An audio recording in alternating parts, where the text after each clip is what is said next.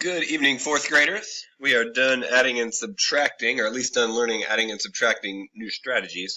And I want to move on this week to multiplication strategies. So please pause the video here. And the first topic we're going to do is multiplying using the partial products strategy. So go ahead and pause the video, write your title, and unpause when you're ready to move on.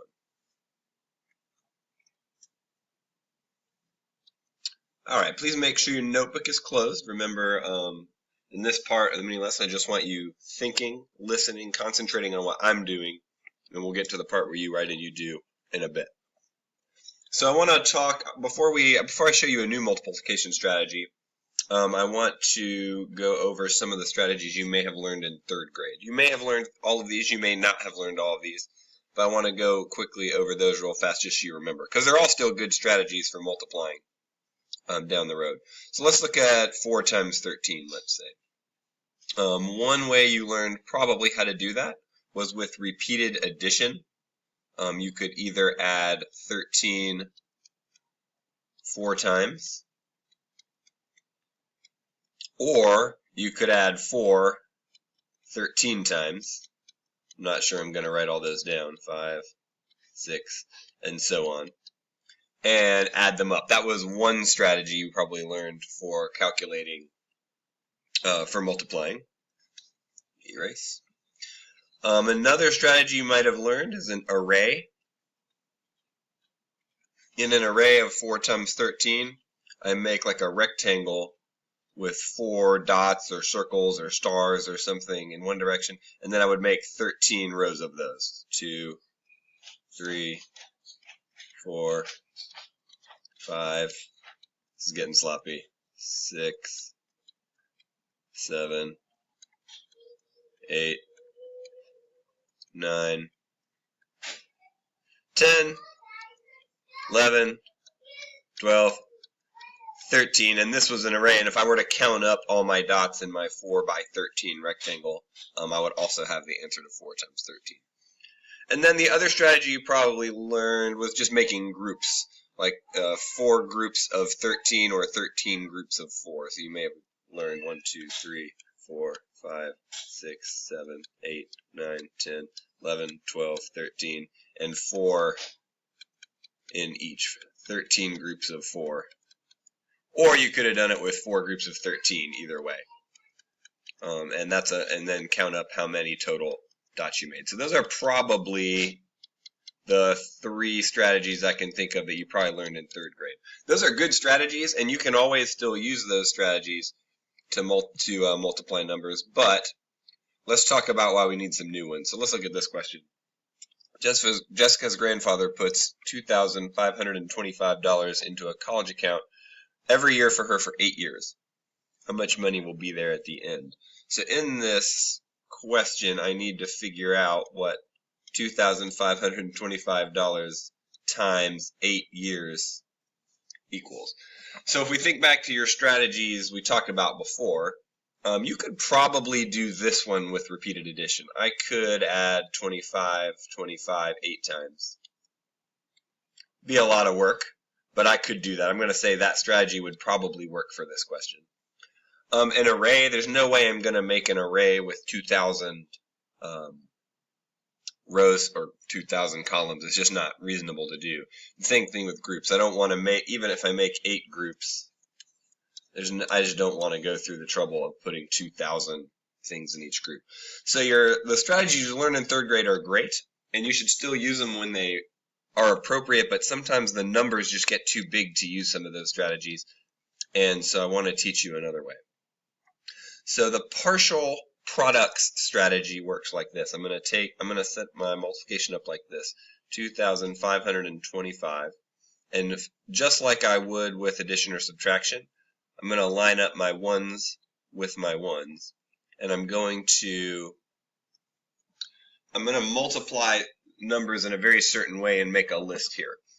So what I want to do is I'm going to start this strategy by multiplying 8 times 5,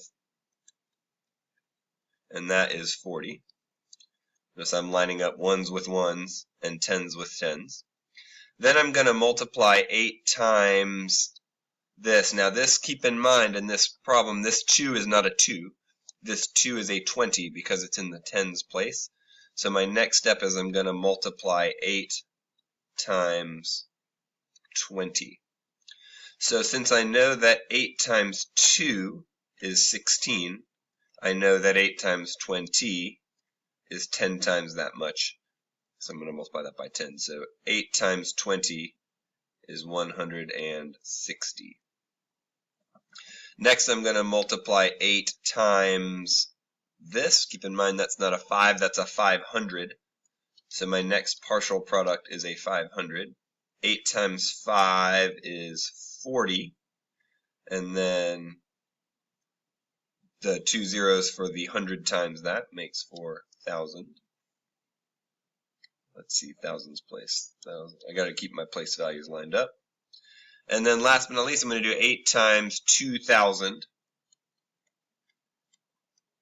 8 times 2 is 16.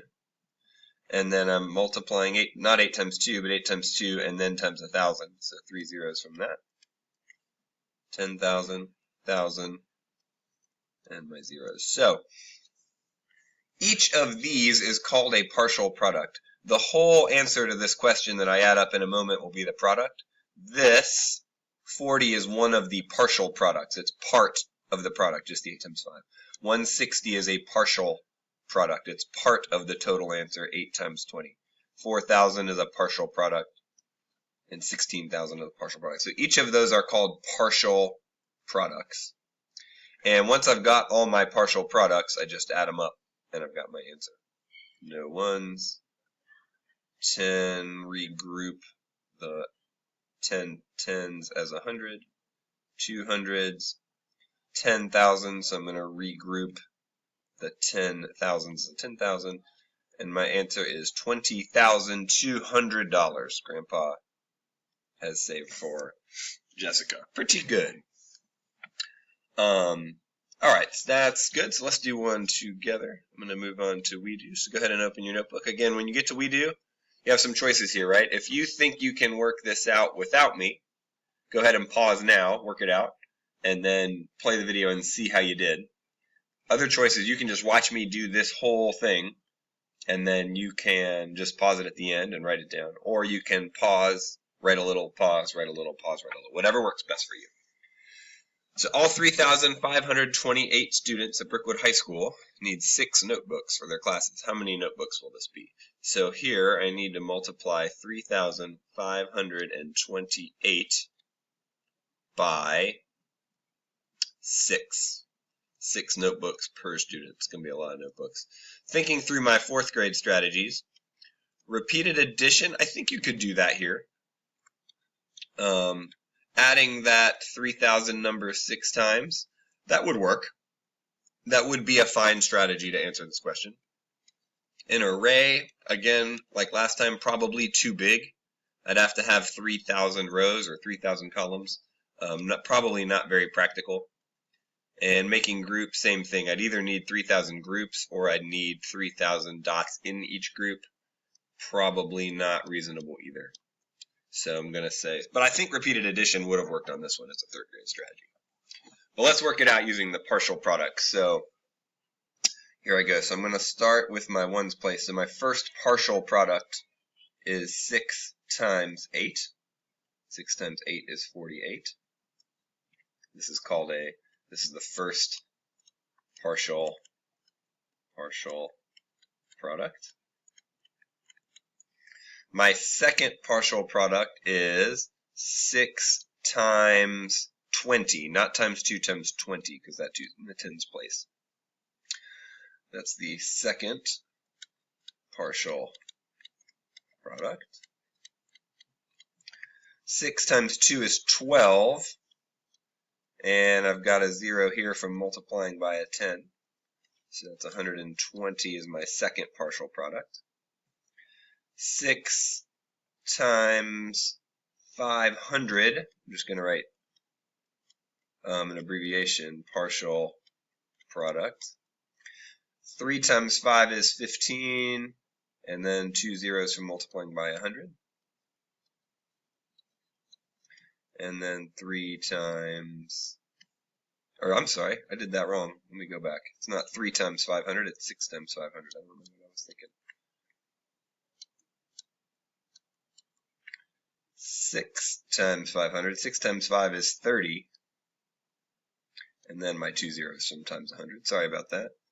3,000. And then my fourth partial product is 6 times 3,000. And 6 times 3,000 is 18. 6 times 3. And then the 3 zeros from multiplying by 1,000. That's my fourth partial product. So 18,000. So I've got 4 partial products in here. And if I add my 4 partial products up, I get the product. 8 ones, 6 tens, 100, 11 thousands. So I'm going to keep 1,000. I'm going to regroup 10 thousands as a 10,000. And I'm going to add 21,168 notebooks inside of Brookwood High School. That is a lot of notebooks. So these were my partial products. This is just my full product, my total product. All right, once you have finished this one up, you are done for the day. If you need to go back and review any of this to make more sense of it, please do. Otherwise, see you tomorrow.